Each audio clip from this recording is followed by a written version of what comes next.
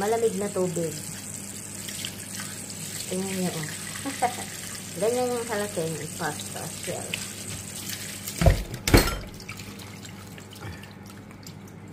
So, balik na natin siya. Yan.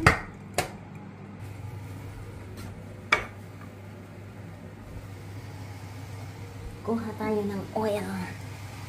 Ayan, guys. Kuha tayo ng oil. Lagyan natin ng oil.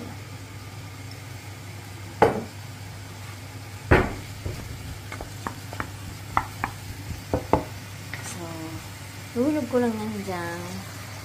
Halog na yan.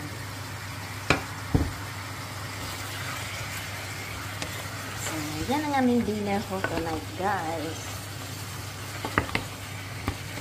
Shell pastang malalaki. So, ayan.